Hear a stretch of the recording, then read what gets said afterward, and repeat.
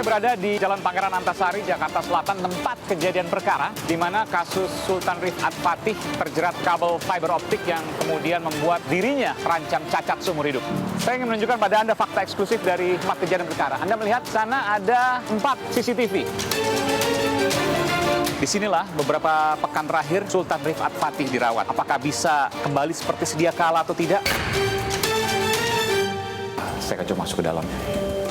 Ini eksklusif pemirsa.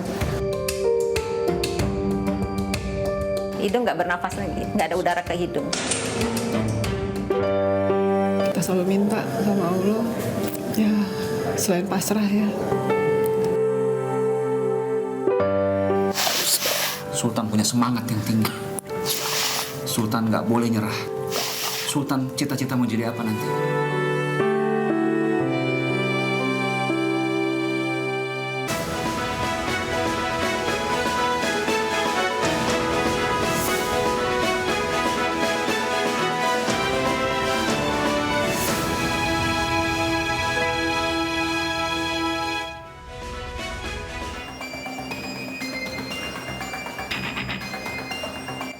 Korban terjerat kabel optik Sultan Rifat Al-Fatih baru saja menjalani operasi dilatasi atau pelebaran area penyempitan di bagian sambungan kerongkongan. Operasi Sultan di Rumah Sakit Polri pada 18 Agustus 2023 berjalan lancar. 8 bulan dalam perawatan akibat jeratan kabel menjuntai milik PT Bali Towerindo, Sultan lolos dari maut dan mendapat kesempatan hidup. 5 Januari 2023, sebuah mobil SUV berhenti mendadak di depan sepeda motor yang dikendarai Sultan Rifat Al-Fatih saat melintas di Jalan Antasari, Jakarta Selatan sekitar pukul 10 malam. Mobil SUV itu berhenti karena kabel optik menyangkut di atap mobil. Kabel menjuntai itu mengenai Sultan Rifat yang berkendara tepat di belakang SUV. Tenggorokan Sultan terkena jeratan kabel hingga ia terjatuh, pingsan dan dibawa ke Rumah Sakit Fatmawati, Jakarta. Kronologi kecelakaan Sultan yang dijelaskan oleh keluarga jauh berbeda dengan penjelasan pihak Bali Towerindo Sentra. Pihak Bali Towerindo menduga kabel optik setinggi 5,5 meter menjuntai karena mulanya tersangkut kendaraan besar. Tak lama kemudian, sebuah mobil SUV melintas mengenai atap mobil dan terlepas dari badan mobil. Kabel fiber optik kemudian mengenai Sultan Rifat yang mengendarai sepeda motor persis di belakang mobil SUV tersebut. Berbeda dengan kondisi kesehatan Sultan yang berprogres baik, hingga kini belum ada kesepakatan pertanggungjawaban dari pihak Bali Tower selaku pemilik kabel optik, meski sudah melakukan mediasi.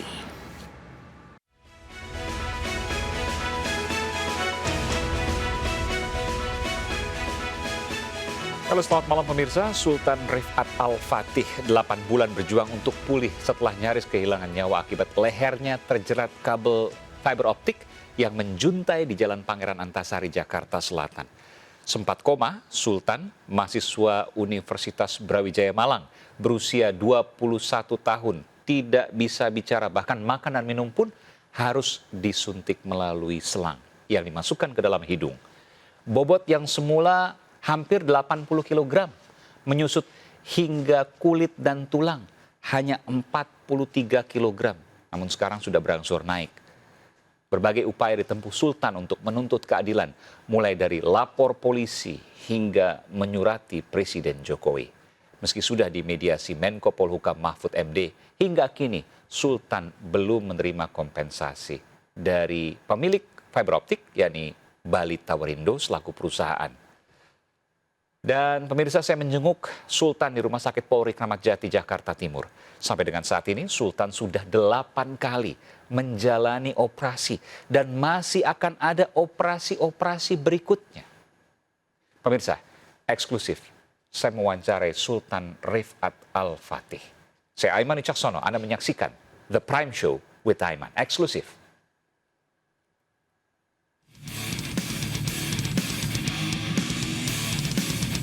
Pemirsa, saya berada di Jalan Pangeran Antasari, Jakarta Selatan, tempat kejadian perkara, di mana kasus Sultan Rifat Fatih terjerat kabel fiber optik yang kemudian membuat dirinya terancam cacat seumur hidup. Ini adalah fiber optik yang kemudian ada, dan Anda bisa melihat di sana ada kabel yang melintang namun sudah diperbaiki, tidak menjuntai ke bawah. Saya ingin menunjukkan pada Anda fakta eksklusif dari tempat kejadian perkara. Anda melihat di sana ada 4 CCTV. Saya hitung ya, 1, 2, 3, 4 ke berbagai arah. Baik ke arah sana, ke arah sini ya, kanan kiri, ke arah bawah, semuanya ada. Pertanyaannya, bagaimana mungkin 4 CCTV ini tidak digunakan sebagai barang bukti membuat animasi ketika kejadian itu terjadi? Justru animasi dilakukan lebih dari 1 pekan sebelum kejadian. Padahal dengan CCTV ini bisa terbuka dan CCTV ini tidak digunakan. Informasi yang saya dapatkan, CCTV ini keempatnya rusak saat kejadian.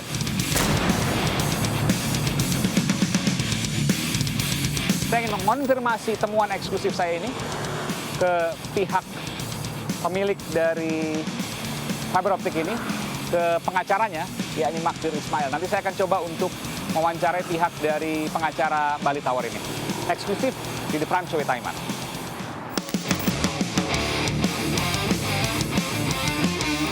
Pemirsa, saya berada di Rumah Sakit Bayangkara Polri, Kramat Jati, Jakarta Timur. Disinilah beberapa pekan terakhir Sultan Rifat Fatih dirawat.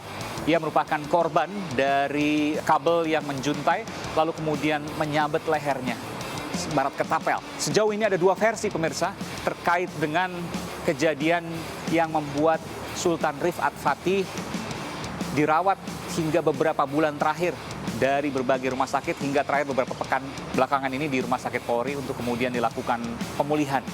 Apakah bisa kembali seperti sedia kala atau tidak? Tidak ada yang tahu. Tapi ada 2 versi saya ingin tunjukkan pada Anda. Versi pertama adalah dari versi pemilik kabel fiber optik, yakni Bali Tower. Saya akan tunjukkan pada Anda gambar animasinya.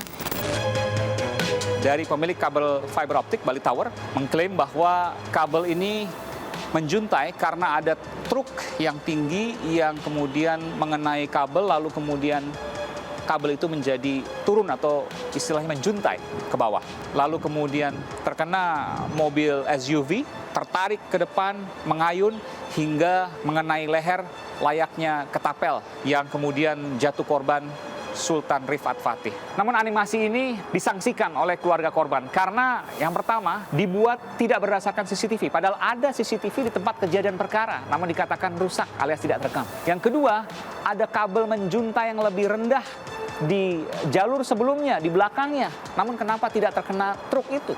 Itu menjadi pertanyaan. Jadi mana yang benar? Tentu ini belum ada kesimpulan. Sampai nanti ketika nanti proses hukum maka pengadilan akan memutuskan. Tapi yang jelas saya berada di sini untuk kemudian melihat bagaimana perkembangan dari Sultan Rifat Fatih. Saya akan melihat secara eksklusif pemirsa bagaimana perawatannya, bagaimana kondisi ia berbicara, apa yang terjadi sesungguhnya, bagaimana dengan proses hukumnya. Ikut saya, The Prime Show with Aiman, eksklusif. Pemirsa, saya akan menemui Kepala Rumah Sakit Bayangkara Polri di Jakarta, Brigadir Jenderal Polisi Haryanto, dan saya akan mewawancarai serta saya akan meminta untuk melihat langsung Sultan Rifat Fatih. Saya akan meminta izin nanti untuk kemudian melihat langsung kondisinya seperti apa di ruang perawatan. Ikuti Prime Show eksklusif. Dan pemirsa, saya berada di ruangan Kepala Rumah Sakit Polri, Kramat Jati. Saya akan mewawancarai Brigadir Jenderal Polisi Dr. Haryanto, spesialis penyakit dalam. Izin, Mbak, saya izin masuk ke dalam? Masih ya.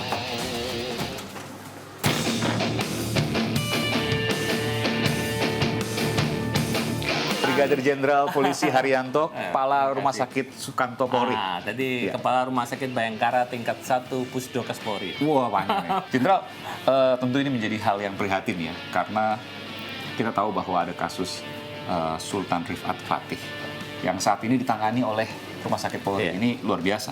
Saya ingin tanya, kasusnya sampai saat ini kan di kepolisian, tapi pengobatannya dipercayakan kepada Rumah Sakit Polri.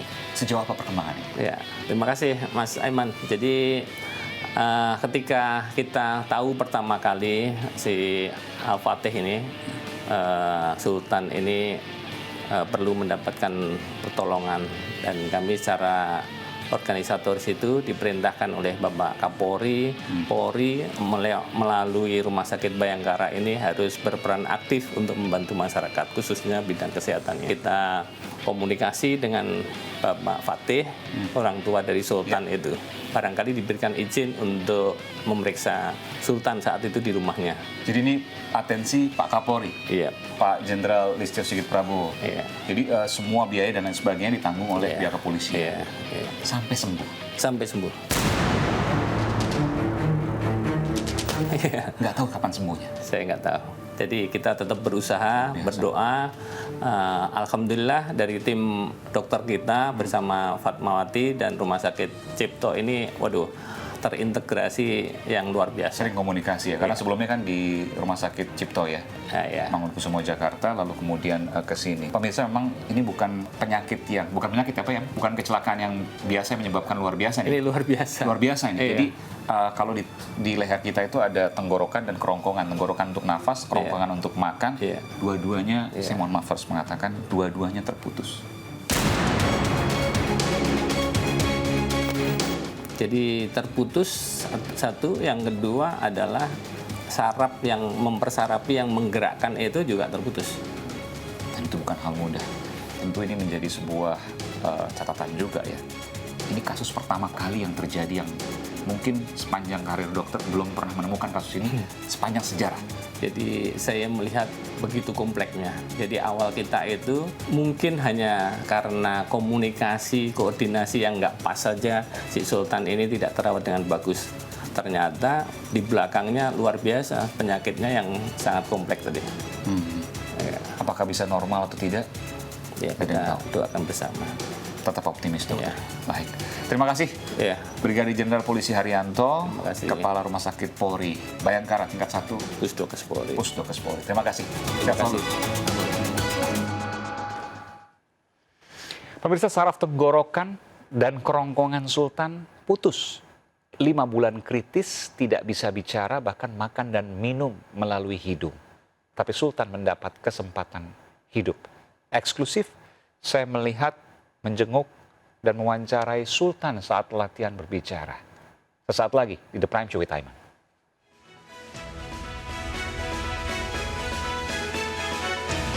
Sultan mau lanjut kuliah lagi nggak? Ya, lanjut. Harus kuliah lagi. Sultan punya semangat yang tinggi. Sultan nggak boleh nyerah.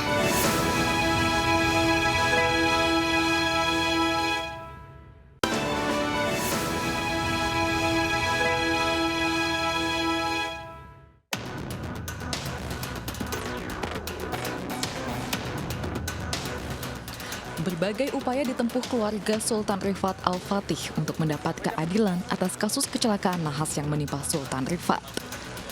Sang ayah, Fatih Nurul Huda, telah diperiksa sebagai pelapor selama 7 jam oleh Polda Metro Jaya. Sebanyak 16 pertanyaan ditanyakan oleh penyidik terkait dugaan tindak pidana kabel menjuntai milik PT Bali Tower Indo yang menjerat Sultan hingga sempat koma. 16 pertanyaan dan lebih ke arah terkait dengan masalah kejadian kecelakaannya seperti apa, jadi lebih ke arah klarifikasi terkait dengan kronologis, penyebab dan seterusnya, termasuk juga sumber-sumber data informasi yang kami miliki, kami sudah sampaikan semuanya ke Meski sudah melakukan mediasi antara orang tua Sultan dengan pihak Bali Tower, namun hingga kini pihak PT Bali Tower belum memberikan uang kompensasi atas insiden naas yang dialami Sultan Rifat. Ya, kita akan bicarakan. Cara penyelesaiannya akan kita terus diskusikan dan tentu saja dengan akan melibatkan pihak ke Menko Polhukam Mahfud MD menegaskan agar pihak Bali Tower melakukan pendekatan yang lebih manusiawi, tidak terlalu formalistik dan defensif. Supaya melakukan pendekatan yang lebih Indonesiawi, dan manusiawi, tidak terlalu formalistik semata, cara debat pengacara dengan sangat defensif. Setelah 8 bulan berjuang untuk pulih dan menjalani operasi, kondisi Sultan Rifat kini sudah mulai bisa berbicara.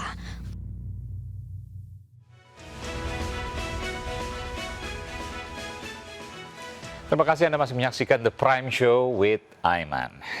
Pemirsa, keajaiban itu nyata. 5 bulan kritis, Sultan Rifat Al-Fatih bisa kembali membuka mata, tersenyum, berdiri, memeluk ibunda dan ayahnya. Eksklusif, saya mendapat izin untuk melihat langsung proses Sultan, latihan berbicara, dan saya bisa mendengar suara Sultan untuk pertama kalinya. Saya melihat ada dokter yang merawat juga bersama dengan Karungkit di rumah sakit ini. Saya akan coba masuk ke dalam. Ini eksklusif pemirsa, ruang perawatan Sultan Rifat Fatih. Ini Pak Karungkit dengan ibu dokter yang merawatnya.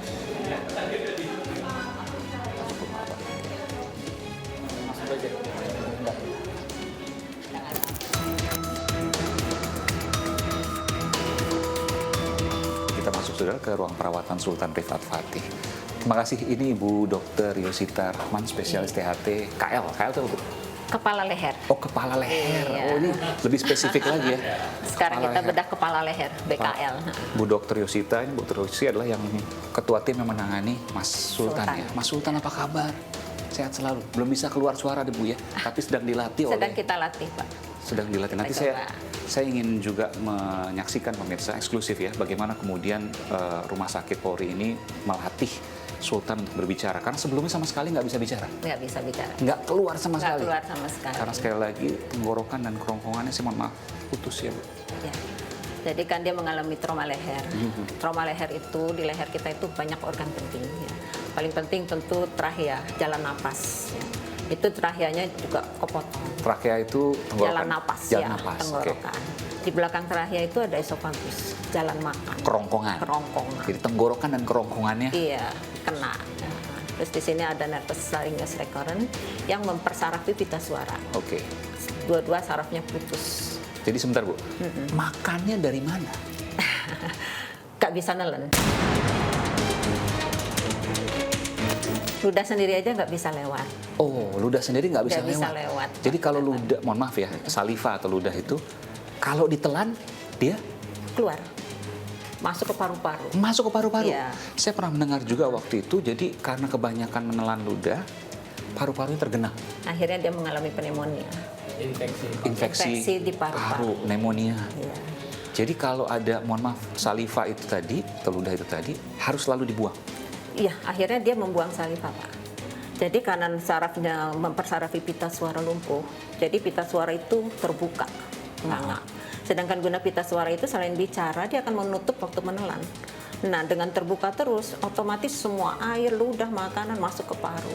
Makanya kompensasinya dia membuang ludah. Jadi sekarang Nggak dicek betul, terus dong Bu, paru-parunya ini tergenang apa enggak? Kan kita nggak tahu kalau seandainya tidur, nggak ada yang nggak sadar. Kalau misalnya nggak tidur mungkin masih bisa ya. Tapi Makanya kita tracheostomy. Ini pakai kanul.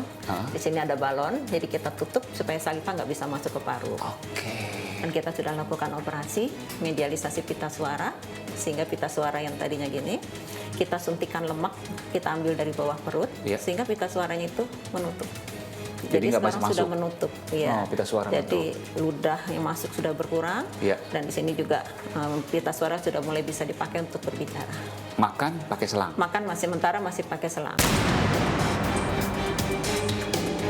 Dari hidung. karena esofagusnya masih nyempit. Oke. Kita sedang berupaya melebarkan esofagusnya supaya bisa lewat. Jadi makan dimasukkan Sementara selang kita pakai selang dulu. dari hidung Iya, langsung ke lambung. langsung ke lambung. Jadi makannya pemirsa itu ada selang dari hidung ke lambung. Saya mohon maaf ya Pak Mas Sultan ya. Ini selang makanannya. Iya, selang makanan. Selang makanan. Tapi ini buat masukan. Iya. Harus cair Harus cair. dan bukan makanan seperti orang normal. Iya, bisa juga dengan blenderize ya. Jadi blender sampai halus, kita Iya. saring, Iya. kita masukkan lewat sana. Oke, dimasukkan tadi lewat. Iya. Oke, setelah situ masuk ke hidung dan ini hidung ini masuk ke dalam lambung. Lambung. Di sebelah kiri nih lambungnya. Itu untuk makan. Untuk nafas. Nafas dari lubang trachea ini, tracheostomy ini. Oh ini, oke. Tapi nggak apa-apa saya dekat, nggak apa-apa Bu ya? Nggak apa-apa. Nggak apa ya, Sultan Tapi ya? jangan di depan, nanti kena muncrat. Kalau batuk muncrat soalnya, harus dari samping kiri samping kanan. Oh, oke. Nggak, saya mau mendengarkan nafasnya ini boleh? Nah, Boleh ya, dokter? pegang tangannya, biar terasa di situ ada. Saya ingin udara. merasakan, nggak? Ini tangan sudah bersih, sudah cuci tangan ya. Tentu kan khawatir infeksi juga ya Bu ya. Sudah cuci tangan, saya ingin merasakan bagaimana kemudian nafasnya itu. Permisi ya Mas Sultan. Oh ya ini Hidungnya kerasa. nggak Segini berfungsi aja lagi, kerasa. hidung nggak bernafas lagi, nggak ada udara ke hidung. Nggak ada, iya. Nah, boleh dipegang Hidung tidak hidungnya, ada. nggak ada. Jadi nafasnya dari terakhir. 20 cm ini terasa seperti hidung, seperti kita Ya. di hidungnya.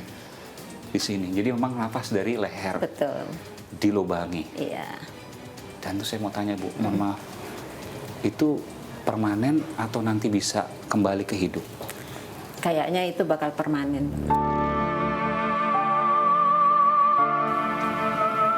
Bakal permanen. Iya. Tapi nanti kita akan upayakan tidak pakai alat lagi. Jadi pakai apa? Jadi Bu? hanya lubang bolong di sini. Ini persis seperti orang yang mungkin Kanker pernah- laring. Nah, kanker laring Kanker yang ada karena- di rokok-rokok. Iya. Jadi seumur hidup seperti itu. Kalau makanan, Mudah-mudahan bisa makan dari mulut. mudah-mudahan bisa makan dari mulut. Saat ini saya lihat refleks menelannya masih bagus. Jadi Cuma makanan nyempit, ya. bisa kembali normal. Kita upayakan. Hanya Mudah-mudahan bisa nafas yang tidak kembali normal. Iya. Tidak bisa, ya sejauh ini mungkin belum ada bayangan untuk bisa dikembalikan secara normal. Tidak mungkin untuk dikembalikan. Tidak Dengan mungkin, teknologi yang saat ini ada. Karena kelumpuhan pita suara itu dari nerve yang putus. sarafnya putus. Iya, kita untuk menyambung saraf itu saat ini di Indonesia belum bisa. Mungkin ada satu negara Perancis, tapi saya juga nggak yakin kalau kasus trauma. Biasanya kalau kasus kepotong operasi ya. Masih bisa. Karena kalau kasus trauma sendiri entah sarafnya sudah di mana kan kita nggak tahu ya. Kalau makanan kenapa bisa normal? Bukan itu sarafnya juga. Makan tidak pakai Terputus. saraf. Ini saraf yang menggerakkan pita suara, Pak. Oh. Yang keputus. Oke. Jadi Kalau- pita suaranya yang nggak berfungsi. Saya kemarin sudah dicoba untuk melebarkan kerongkongan itu supaya bisa masuk bagus. Tapi kerongkongan jauh lebih mudah untuk dikembalikan ketimbang tenggorokan. Tenggorokannya nggak bisa balik lagi, Pak. Pilihannya antara suara dengan bernafas. Ya. Saya juga mendengar hari ini Dr. Yosi juga ingin melatih bagaimana Sultan ini berbicara. Sekarang kalau ngomong nggak akan keluar suara nih ya? Seharusnya bisa, cuman karena di sini masih besar lubangnya, jadi agak bocor, jadi agak sulit dengan alat. Ya. Sultan boleh kalau saya minta bicara nggak Oke, apa-apa Bu ya? ganti yang merah. Kita lepas saja. Kan? Dan pemirsa sekarang sedang dilakukan proses untuk melatih berbicara pemirsa.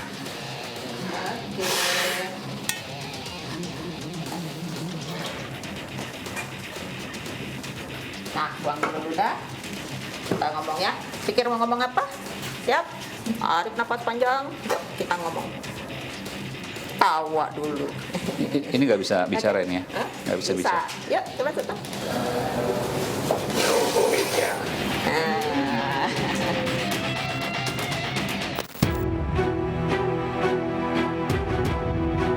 Yuk, Bisa bicara? ngomong apa? Selamat pagi Indonesia, gitu atau? Pagi semuanya. Nah. Nama saya Sultan, gitu dong. Nama saya Sultan. Nama saya Sultan. Nama saya Sultan. Kalau ini mau dipasang selang untuk bisa lebih jelas lagi, enggak? Enggak, karena kan dia butuh bernafas ya. Ini masih ada bocor-bocor dari saliva. Oh, oke. Jadi sementara kita pasang selang dulu mencegah supaya nggak masuk ke paru. Oke. Tapi nanti akan kita lepas seperti ini. Iya, iya. Dan untuk berbicara tuh berat sekali ya. Iya pasti. Iya, Sultan Tapi berat nanti sekali ya. latihan. Tapi sudah kedengaran suaranya sih. Betul. Luar biasa. Buang dulu ludahnya dong. Nah, ini soalnya nelennya belum sempurna, ludah masih masuk-masuk. Jadi memang pemirsa setiap kali berbicara harus menggunakan energi yang jauh berlebihan ketimbang manusia yang normal ya. Ya, makanya kita latih nanti. Dilatih dan selalu mengeluarkan saliva atau ludah tadi. Harusnya kalau saluran makannya sudah lebar, Ya. ludah kan udah masuk ya. Harusnya nggak keluar-keluar lagi. Oh, tinggal yang kerongkongan Iya, tadi kita ya. masalahnya masih mengatasi kerongkongannya dulu. Kalau tidak dia masuk ke tenggorokan, ke paru-paru. Iya, makanya kita pasang kanul dulu supaya nggak masuk. Iya. Oke, silakan Bu Dokter. Udah, Hah? Mau begini aja, enak ya begini ya? Hah? Enak begini kan? Oh, pengen dia begini, tapi belum boleh. Ya. Karena masih. Ngomong nggak boleh pakai ini, ngomong. Ngomong pakai ini. Oh, Ya. harus ngomong. Mau ngerekam, oke. Boleh, silakan. Selama ini komunikasinya dia pakai HP. Oh, Jadi sekarang saya coba no. Oh, sekarang nggak No boleh HP. pakai HP, harus Iya. ngomong. Memang harus dilatih ya. Iya. Silakan. Latihan supaya kuat. Nama saya Sultan. Asal Jakarta. Umur 21 tahun. Kuliah semester. Semester 7. Sultan mau lanjut kuliah lagi nggak? Ya, lanjut. Harus kuliah lagi. Harus Sultan punya semangat yang tinggi. Sultan nggak boleh nyerah. Tidak akan nyerah. Sultan cita-cita mau jadi apa nanti?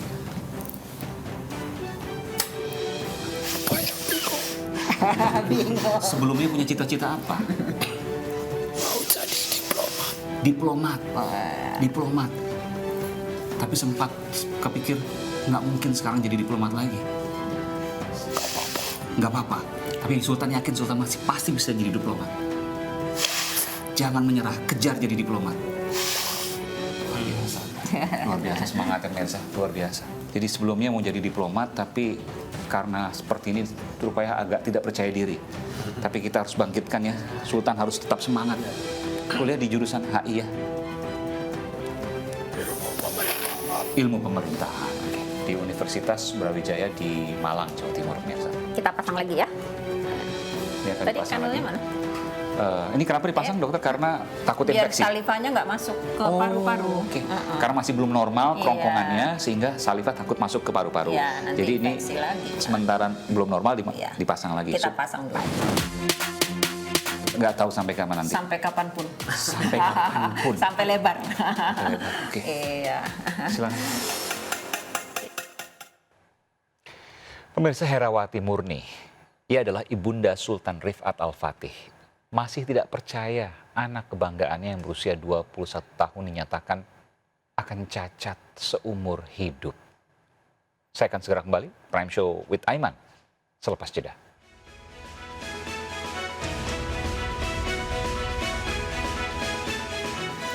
Jadi Sultan, Bunda tetap semangat. Karena kalau dengan dia semangat, kami tambah semangat, tambah kuat. Ya, Nak, ya? Terima kasih.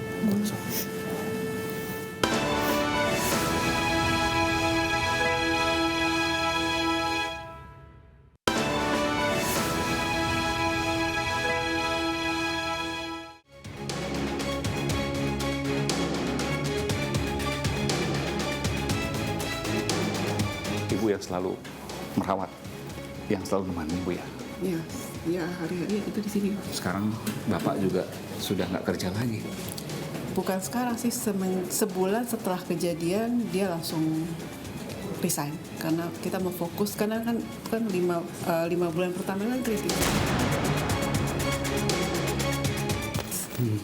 Jadi itu benar-benar tidak bisa ditinggal. Tidak bisa Kita ditinggal. nggak bisa tinggal. Ibu Saya juga- sendiri pun nggak kuat untuk stay sendiri, sih nggak kuat. Jadi ayahnya yang saya sama ayah berdua. Jadi akhirnya setelah sebulan kejadian, ayahnya udah ngerasa dia nggak bisa fokus juga untuk kerja, dan kondisi anak juga masih kritis. Akhirnya dia memutuskan juga untuk resign, tidak bekerja. Jadi kita berdua semenjak itu udah fokus ke Sultan, untuk Sultan.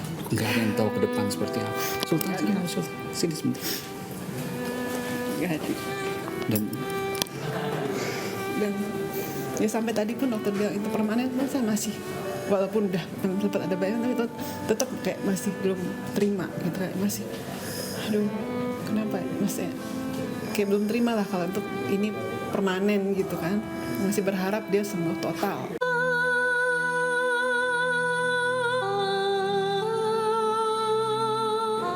Itu aja sih. nggak ada lain selain doa ibu untuk Sultan untuk kembali normal apapun itu yang terjadi. Ya, insya Allah doa kita nggak pernah putus, kita selalu minta sama Allah. Ya selain pasrah ya. Jadi Ibu yakin semua ini bisa dijalani Sultan akan jadi diplomat. Insya Allah. Insya Allah. Tapi kalau saya lihat perjuangan dia awal-awal sampai sekarang, saya yakin dia bisa. Dia sudah melewati masa-masa paling beratnya. Dia sudah, ya itu 5 bulan pertama dia kritis itu sangat berat buat dia, menahan rasa sakit, trauma, dan ya Yang paling berat memang masalah psikologis. sangat Apa yang Ibu sampaikan ke Sultan? tetap jadi sultan bunda, tetap semangat, karena kalau dengan dia semangat kami tambah semangat, tambah kuat ya nak ya. Terima kasih.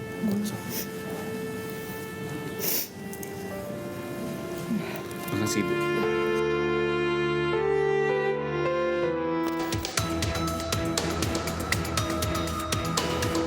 Dan pemirsa, saya sudah bersama dengan ayahda dari Sultan Rifat Fatih, Mas Fatih Nurul Huda. Ya. Sehari-hari di sini sebelumnya 5 bulan ya, Januari kan kejadian? Ya, kalau sekarang berarti hari ke 250. Hari ini pas 250. Dihitung dari hari-hari. Ya, saya selalu menghitung soalnya saya selalu buat satu jurnal atau diary apa yang saya lakukan itu sangat manfaat lah pasti karena ini untuk story-nya anak saya juga. Oke, kondisinya seperti apa? Tentu itu perkembangannya dicatat Iya, terus. saya update terus. Ada penambahan kemampuan misalnya?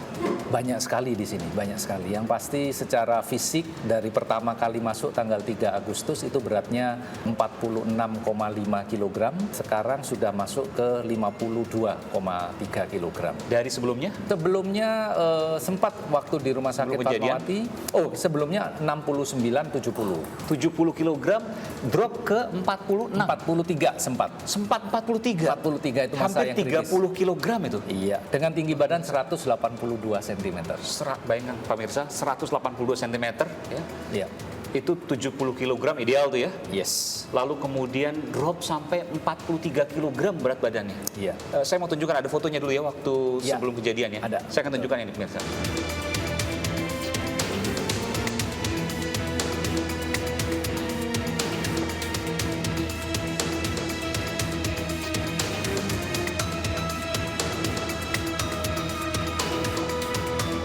Dan ini setelah kejadian.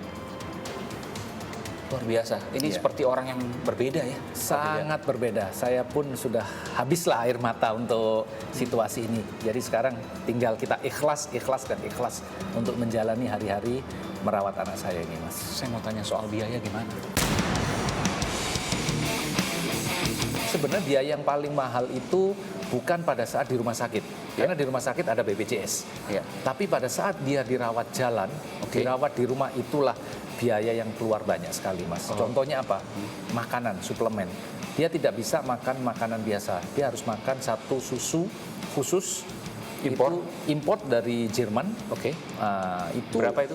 Harganya satu botol itu lebih kurang 40 sampai 50 ribu satu Oke. botol. Konsumsinya rata-rata satu hari itu 6 sampai 8 botol. Berarti 400.000 satu hari untuk susu Iya, saja. hanya untuk susunya Belum saja. suplemen, Belum vitamin suplemen dan lain yang sebagainya. lain. Betul. Jadi itu contohnya. sehari habis berapa itu kalau dihitung? Kalau sehari average mungkin 700 sampai 1 juta selama di rumah itu bisa terjadi. 1 juta di luar tanggungan yang BPJS tadi. Karena memang Iya. tidak tanggung itu ya. Iya, karena tidak ditambah pastinya ada biaya operasional, misalnya apa kita harus pergi ke rumah sakit, harus ini dan seterusnya, itu juga cukup tinggi lah. Dari mana biayanya? Ya pasti kita sementara dari pribadi ya, karena ya alhamdulillah sampai detik ini belum ada support, belum ada atensi dari pihak yang bertanggung jawab Bali Tower itu. Saya mendengar sampai mau jual rumah, betul? Ya, Itu rumah satu-satunya. ya betul. Tinggal di mana nanti kalau dijual? Ya kita belum berpikir kemananya, tapi ini hanya antisipasi, ini anak prioritas. Kita tidak boleh putus pengobatan, apapun yang kita lakukan harus kita ambil risiko itu. Soal nanti biaya apa tinggal di mana, kita ya masih ada orang tua kita di dekat situ juga, Bintaro Permai. Mungkin itu salah satu alternatif. Tinggal kembali di rumah orang tua. Yes, betul.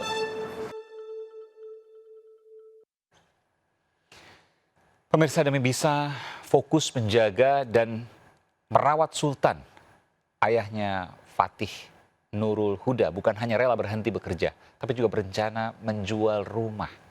Belum ada kesepakatan antara pihak Sultan dan Bali Tower pemilik fiber optik. Uang kompensasi pun belum diterima hingga saat ini. Bagaimana kelanjutannya? Kami akan segera kembali di The Prime Show with Aiman.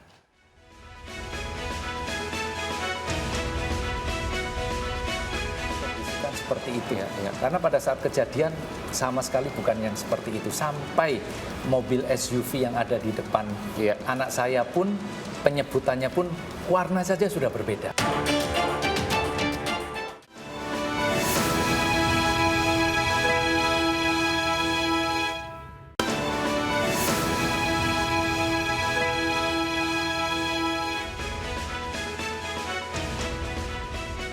Pemirsa, kami sudah berupaya beberapa kali untuk menghubungi pihak Bali Tower, pemilik kabel fiber optik menjuntai hingga mencelakai Sultan melalui pengacaranya Magdir Ismail dan juga rekan. Namun pengacara Bali Tower Magdir Ismail menjawab berhalangan hadir karena sedang sibuk sidang. Sultan Rifat Al-Fatih menuntut pihak Bali Tower bertanggung jawab atas penderitaan yang dialaminya. Jangan lagi ada korban lainnya. Sultan berhak untuk menerima kompensasi.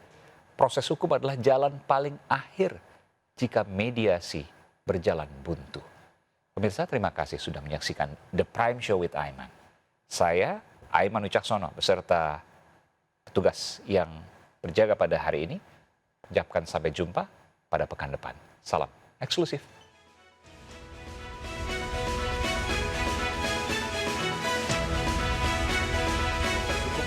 Anda maju terus. Ya, pasti. Karena bukan hanya dari saya secara pribadi, tapi dari anak saya sendiri juga memang selalu mengingatkan ini harus bertanggung jawab. Oh, bahkan Sultan Rifatnya juga, Iya, ayah, ini prosesnya harus lanjutkan. iya. Dalam satu pesan pasca anak saya sadar atau siuman dari koma waktu di Rumah Sakit Fatmawati, dia menulis pesan kepada saya dalam tulisan tangannya dia. Salah satunya adalah minta supaya pemilik kabel yang lalai yang menyebabkan kecelakaannya dia ini bertanggung jawab. Apapun itu, ini satu tanggung jawab. Kenapa? Anak saya berpikir sangat ke depan. Artinya, kalau dia tidak tanggung jawab, kalau kemudian ada korban yang lain, dia merasa berdosa. Jadi dia minta itu. Dan ada tulisannya nanti. Korban ini bisa jadi bukan hanya Sultan Rifat Fatih saja, tapi bisa juga yang lain kalau tidak diperbaiki sistemnya dan lain sebagainya. Betul. Saya ingin tanyakan, ada dua versi dari pihak Anda dan dari pihak pemilik kabel, ya. Dalam hal ini Bali Tower, ya. Yes. Yang mengatakan bahwa itu turun bukan karena tidak terawat, tapi karena tersenggol oleh kendaraan tinggi, truk. Yes. Lalu kemudian jatuh, baru kemudian terdorong oleh mobil yang ada di belakangnya, dan terpental seperti halnya ketapel yang kemudian akhirnya mengenai leher Sultan Fatih. Iya. Anda menerima animasi itu? Pastinya tidak menerima, Mas. Karena aktualnya yang mengalami kejadian dan tahu persis anak saya, ditambah dengan ada satu temannya yang mengendarai motor. Saksi kunci itu? Saksi kunci, ditambah juga dengan ojol yang menolong anak saya, bagaimana kondisi sebenarnya. Artinya, begitu anak saya melihat di televisi juga animasi tersebut, anak saya marah sekali, kenapa harus dipelintir, kenapa harus dikondisikan seperti itu. Karena pada saat kejadian sama sekali bukan yang seperti itu. Sampai mobil SUV yang ada di depan anak saya pun, penyebutannya pun warna saja sudah berbeda. Padahal saksi kunci mengatakan yang lain. Dan anak saya sendiri mengatakan warnanya pun tidak yang seperti disebutkan. Artinya ini sebenarnya jawabannya sangat mudah ya. Ada CCTV di situ juga.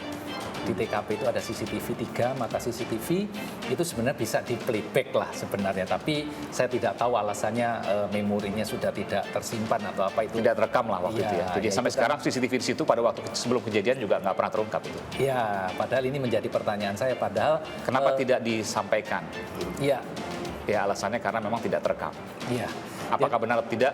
Tidak tahu. Ya, betul. Jadi sebenarnya terlepas dari perbedaan opini dan seterusnya, buat saya sederhana saja, Mas.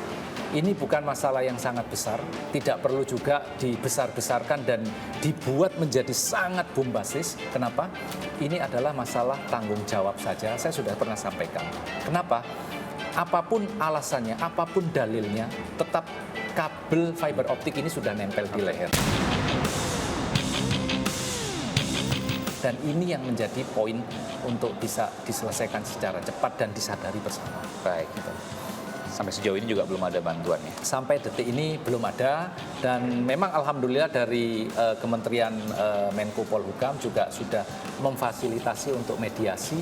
Ya. Tapi sampai detik ini belum ada solusi, belum ada kesepakatan apapun. Semoga didapatkan solusi terbaik dari kedua belah pihak. Ya tentu ini kalau memang buntu tentu jalannya adalah hukum. Tapi hukum adalah jalan terakhir. Jangan. Kalau bisa jangan. Saya pun sudah sampaikan ke Pak Menko Polhukam, Pak Mahfud MD, kemudian ke pihak manajemen Bali Tower. Saya ini bukan siapa-siapa. Saya ini hanya orang biasa. Kenapa Anda khawatir kalau ini jalan hukum? Soalnya yang pertama pastinya akan memakan waktu panjang. Saya tidak memiliki kapasitas untuk ke sana. Ya. Dan kemudian saya paham siapa yang saya hadapin. Satu korporasi besar, sebuah perusahaan terbuka, TBK, untuk harus fight all out. Saya yakin saya bukan siapa-siapa buat mereka, Mas. Meskipun kita harus yakin bahwa kebenaran pasti akan menemukan jalannya betul. sendiri. Sorry, ada 4 yang saya minta dari mereka. Yang saya sampaikan. Ini perlu saya sampaikan eksklusif untuk Mas Aiman. Terima kasih. Yang pertama adalah soal biaya. Sejak kecelakaan sampai dengan nanti kalau sudah tidak dirawat lagi di rumah sakit ini, saya tidak akan klaim ke mereka. Berapapun biaya yang saya sudah keluarkan, saya tidak akan klaim.